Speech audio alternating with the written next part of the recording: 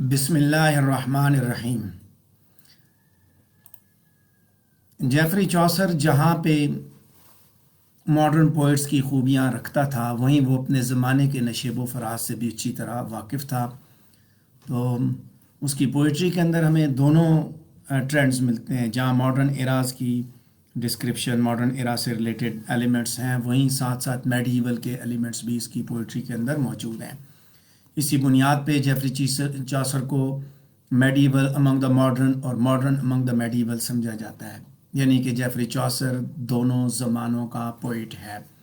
Modern का मतलब यहाँ पे ये लिया जाता है कि जेफरी चौसर जो है वो रेनेसेंस के एलिमेंट भी अपनी पोइट्री के अंदर रखता है, और मेडिवल का मतलब है कि वो अपने ज़माने के हिसाब से, यानी 14th सेंचुरी के इंग्लैंड के हिसाब से उसकी पोइट्री के अंदर कुछ एलिमेंट्स एग्जिस्ट करते हैं। जब आप इस क्वेश्चन को अटेम्प्ट करने जाएंगे, बोथ एजेस का क्वेश्चन हो, medieval among the modern and modern among the medieval हो, या मेडिवल एंड मॉडर्न पोइट का क्वेश्चन हो, तो आप उसको इस तरह डील करेंगे। सबसे पहले आप जेफरी चौसर को इंट्रोड्यूस करेंगे, उसके एलिमेंट्स जो है मॉडर्निटी और मेडिवल के जो है वो एक्सप्लेन करेंगे, और उसके बाद एक एक एलिमेंट के ऊपर आप वन बाय वन डिस्कशन करेंगे, और फिर उसके बाद अपनी बात को कंक्लूड कर लेंगे। जेफरी चौसर दोनों एजेस का पोइट था। किस तरह था उसके बारे में अभी हम पेज नंबर 44 से ऑनवर्ड अपनी डिस्कशन को लेके आगे बढ़ेंगे। फ्रेंच ने जेफरी चौसर के बारे में ये बात कही थी कि जेफरी चौसर की पोइट्री के अंदर हमें दोनों ज़मानों का स्पिरिट, दोनों ज़मानों का एलिमेंट्स मिलता है। पासिंग एज जो कि मेडिवल की है, और जो एज अभी आने वाली है मॉडर्न, यानी कुछ इसमें बहुत सी रीज़न्स मौजूद हैं, बहुत सी वजूहात हैं जिनकी बुनियाद पे एक क्रिटिक ने ये कमेंट किया। बहुत सदियों पहले जेफरी चौसर को दोनों एजेस का पोइट समझा जाता है, उसकी अपनी एज और मॉडर्न एज का। मतलब ये कि जेफरी चौसर के अंदर मेडिवल और मॉडर्न पोइट्स के एलिमेंट्स मौजूद हैं।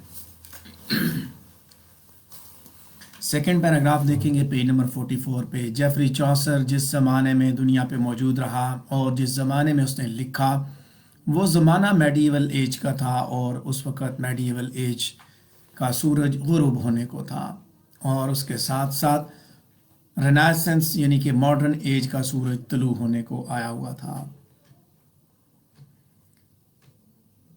और इसी हालात में देखा जाए तो जेफरी चौसर ने अपने सराउंडिंग के पीपल को रिप्रेजेंट करते हुए मेडिवल एज को अपनी पोइट्री के अंदर डिपिक्ट किया, इसलिए उसे अपने ज़माने का रिप्रेजेंटेटिव कहा जाता है।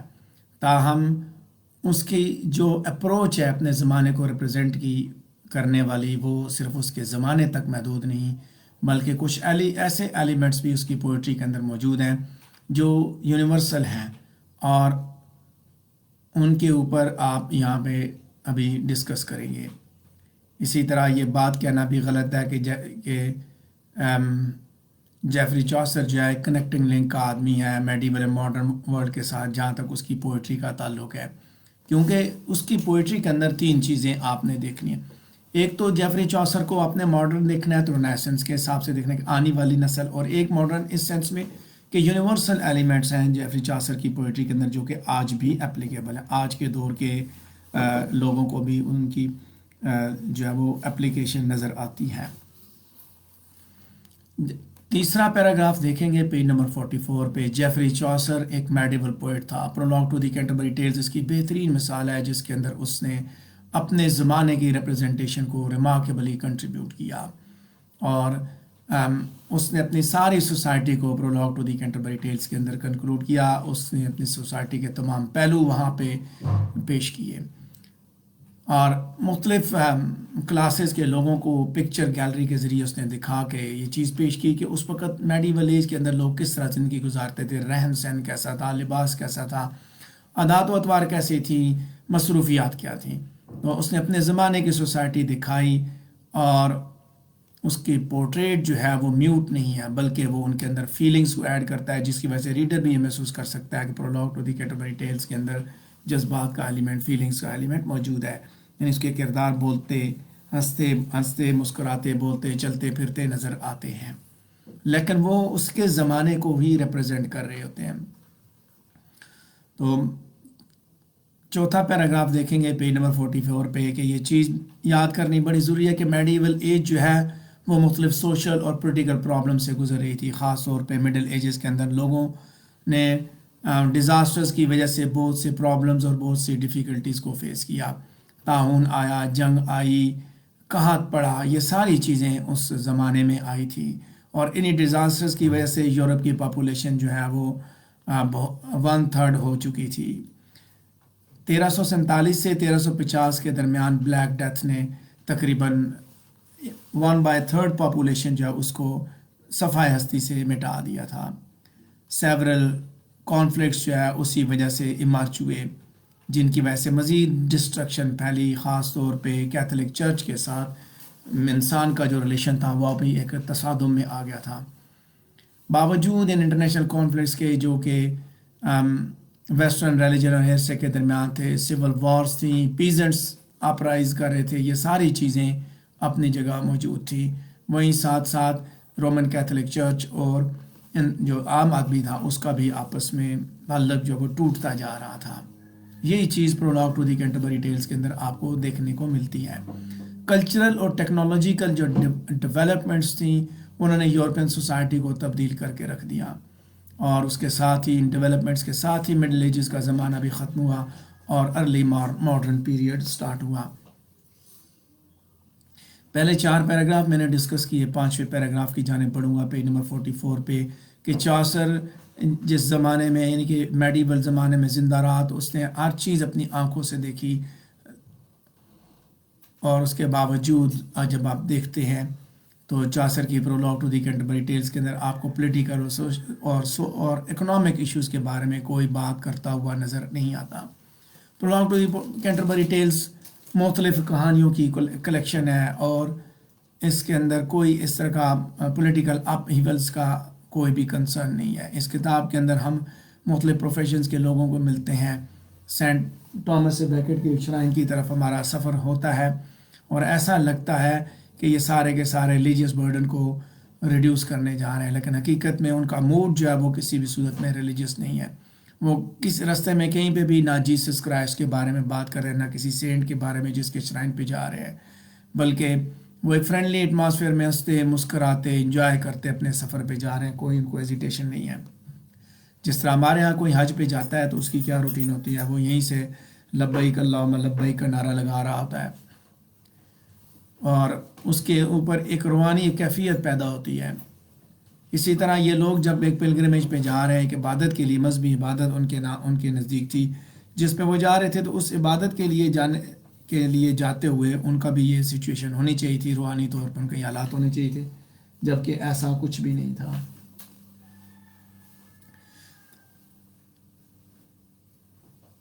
छठा पैराग्राफ देखेंगे हम पेज नंबर 44 पे कि चासर ने अपने सोसाइटी का जो व्यू दिया, he gave an unbiased view of society, बिल्कुल आज़ादाना, कोई तअस्सुब नहीं था उसके अंदर, तअस्सुब से पाक उसने अपनी सोसाइटी को दिखाया, यानी ज़ाती पसंद और नापसंद से हट के अपनी सोसाइटी को उसने डिपिक्ट किया। उसके बावजूद चासर जो है अपने आप को, लोगों को सोसाइटी से छुपा ना सका। सोसाइटी के अंदर मौजूद जितना भी वीकनेसेस थी, जो भी फ्रैवलिटीज़ थी, जो भी मसले मसाइल थे, उनको उसने ज़रूर पेश किया। जेफरी चौसर का हर किरदार कुछ ना कुछ हमें दिखाता है और कोई ना कोई हिडन वर्ड्स में कोई ना कोई मैसेज कन्वे करता है।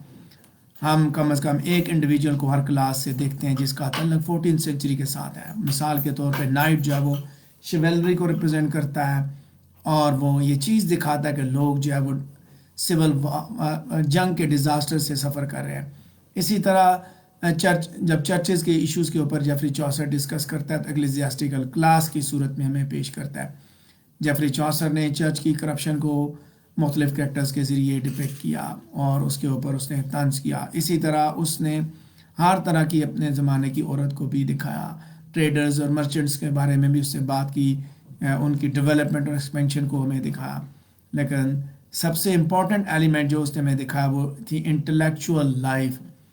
जेफरी चौसर का जो क्लार्क ऑफ ऑक्सफोर्ड है वो सबसे ज़्यादा इस मामले में अहमियत का किरदार है, जो कि किताबों में बहुत दिलचस्पी लगता है। इसी तरह मुख्तलिफ़ किरदारों की कहानियाँ उसने हमें पेश की جو کہ انٹلیکچوئل وین کو ہی دکھاتی ہیں. سب سے امپورٹنٹ انگریڈینٹ ہے یہ مڈل ایجز کا انٹلیکچوئل لائف. اس کے ساتھ ساتھ اس نے ڈاکٹرز کی لالچ کو بھی دکھایا. چاسر کلیئر ورڈز میں یہ دکھاتا ہے کہ پیسٹیلنس کے زمانے میں جب لوگ جو ہے سفر کر رہے تھے اس زمانے میں ایک طرف عوام جو ہے وہ پریشانی کا شکار تھی, معاشی پریشانی کا شکار تھی, بیماریوں کا شکار تھی, تو ڈاکٹر اس زمانے میں امیر ہوئے. جیسے آج کے دور میں دیکھیں کورونا کی وجہ سے جب انسان جو ہے وہ پریشانیاں, معاشی پریشانیاں اور بیماریوں کا شکار ہیں, تو ہمارے ڈاکٹر اپنی لالچ کی بنیاد پہ مزید امیر ہوتے چلے جا رہے ہیں. یہ شعبہ ہر جگہ پہ موجود ہے. اس کو آپ اپنی سوسائٹی میں دیکھ سکتے ہیں. اس طرح کے لوگ, یہ یونیورسیلٹی ہے کہ ڈاکٹر کے اندر سے آج تک لالچ کا عنصر نکالا نہیں جا سکا. میجورٹی اس طرح کی ہے. کچھ لوگ اس طرح ضرور آپ کو ملیں گے جو اپنے پیشے کے ساتھ مخلص ہیں, ورنہ ہر ڈاکٹر اپنی جیب کے ساتھ ضرور مخلص ہے اور بہت زیادہ مخلص ہے. جیفری چوسر بڑے کلیئر ورڈز میں یہ کہتا ہے کہ یہ لوگ جو ہے یہ اس پیسٹیلنس کے زمانے میں کس طرح امیر ہوئے. اسی طرح لائرز اور مرچنٹس کی بھی اس نے بات کی. ڈاکٹر اور لائر کے پاس بندہ تب بھی جاتا ہے جب بہت مجبور ہوتا ہے, اور یہ ان لوگوں کا یہ فکر ہوتا ہے جب اسے کہا جائے یہ غریب آدمی ہے, یہ مجبور ہے, تو وہ یہی کہتے ہیں کہ مجبور آدمی ہمارے پاس آتا ہے, غریب ہی آتا ہے ہمارے پاس, مجبور ہی آتا ہے, بھلے جہاں سے بھی لے کے اس نے پیسہ لا کے ہمیں دینا ہے تب ہم اس کا کام کریں گے. سو جیفری چوسر نے جو کچھ دکھا ہے وہ آج بھی ایگزسٹ کرتا ہے. میڈیول ایج کا لائر ہے یا آج کا لائر ہے, میڈیول ایج کا ڈاکٹر ہے یا آج کا ڈاکٹر ہے, یا رینیسنس کا ڈاکٹر ہے یا لائر ہے, یہ چیزیں آج بھی, یہ برائیاں آج بھی اسی طرح ایگزسٹ کرتی ہیں. پیج نمبر 44 پہ سیکنڈ لاسٹ پیراگراف کو دیکھیں گے, اور اب ہم جیفری چوسر کو ماڈرن پوئٹ پروف کرنے کی کوشش کریں گے. تو ہمارے پاس اسٹرانگ ایویڈنسز کی ضرورت نہیں کوئی بھی کہ ہم اس کو ثابت کریں. جب ہم جیفری چوسر کو آج بھی ڈسکس کر رہے ہیں تو اس کا مطلب یہی ہے کہ ماڈرن ہے, یہ آج بھی ہمیں اپیل کرتا ہے. کو اس نے صدیوں پہلے اس نے پوئٹری لکھی, لیکن آج بھی لوگ اس کو پڑھ رہے ہیں. تو یہی بات کافی ہے کہ جیفری چوسر ماڈرن میڈیول پوئٹ ہے. سن 1330 کے زمانے میں اپنی پیدائش کے بعد پیٹرارک جو ہے اس نے پری کرسچن ٹائمز کو اینشینٹ کا نام دیا, اور کرسچن پیریڈ کو اس نے نووا نیو ٹائم کا نام دیا. گو کہ اس کی انٹینشن یہ نہیں تھی کہ وہ جیفری چوسر کی پوئٹری کے اندر ماڈرنٹی دکھانا چاہتا تھا, بلکہ وہ یہ ثابت کرتا تھا کہ ماڈرن ایج جو ہے اس وقت سٹارٹ ہوئی جب جیفری چوسر نے پوئٹری لکھنی شروع کی.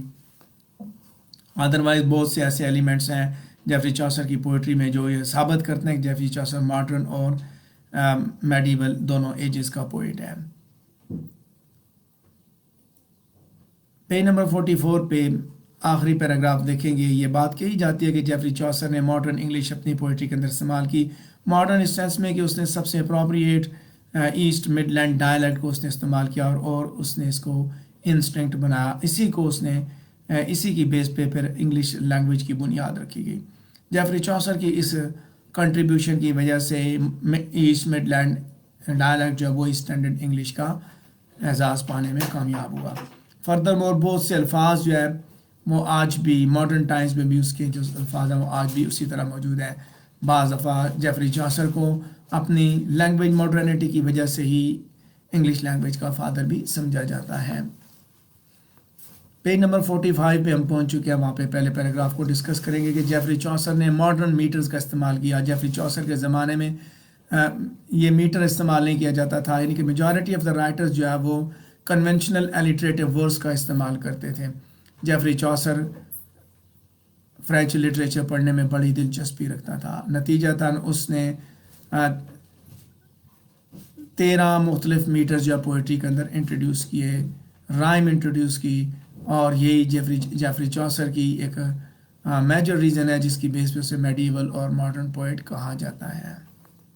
پیج نمبر 45 پہ سیکنڈ لاسٹ پیراگراف کو ڈسکس کریں گے کہ جیفری چوسر اپنے کتابوں کے اندر خاص طور پہ prologue to the Canterbury Tales کے اندر ماڈرن پرابلمز کو ڈسکس کرتا ہے, اور وہ ماڈرن پرابلمز اس طرح کے ہیں جو کہ بیسیکلی یونیورسل پرابلمز ہیں, یعنی آج بھی وہ پرابلمز ایگزسٹ کرتے ہیں. آج بھی ڈاکٹر ویسا ہی موجود ہے, آج بھی لائر ویسا ہی موجود ہے, آج بھی مذہب کا نمائندہ, کلرجی کا نمائندہ ایسا ہی موجود ہے, جن کو اپنے پیشے سے کوئی سروکار نہیں لیکن باقی چیزوں سے سروکار موجود ہے. اچھا، اس کے اندر جب آپ ریئلسٹک پرابلمس کی بات کرتے ہیں تو بہت سے ایشوز اس نے اس میں ہائی لائٹ کیے. مثال کے طور پہ آج بھی لوگ جنگ کی وجہ سے سفر کر رہے ہیں. بہت سے ممالک میں آج بھی بھوک جو ہے، اسٹارویشن ایک بہت بڑا مسئلہ ہے. اسی طرح لوگ آج بھی بیماریوں سے مر رہے ہیں.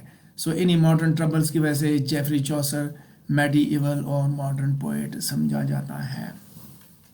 پیج نمبر 45 پہ آخری پیراگراف دیکھیں گے جو کہ ہمارے اس ٹاپک کا بھی آخری پیراگراف ہوگا کہ جیفری چوسر کے ہیومن بینگز جو ہے وہ ریئل ہیں. They are true to nature. ہمیں ہارڈلی کوئی ایسا کردار ملے گا جس کے اندر ایگزیجریشن ہوگی. جیفری چوسر کے کردار لیولی ہیں اور یہ ہی بیسیکلی جیفری چوسر کی پوئٹری کا خاصہ ہے اور یہی چیز ماڈرن ریڈر کو بھی اپیل کرتی ہے.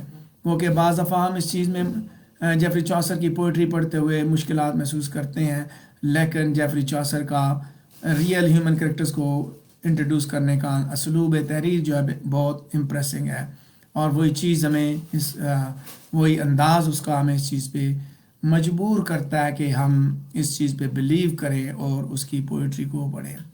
لہٰذا جس طرح ریئل ہیومن بینگز کی جو ڈسکرپشن جیفری چوسر نے دکھائی وہ ساری ایجز کے لیے فٹ ہے، چاہے وہ میڈیول ہے چاہے وہ ماڈرن ہے. اسی کے ساتھ ہمارا یہ ٹاپک بھی کمپلیٹ ہوا. A poet of both ages, medieval and modern poet Geoffrey Chaucer. تو اس سے ریلیٹڈ آپ کے ذہن میں کوئی سوال ہے تو آپ پوچھ سکتے ہیں.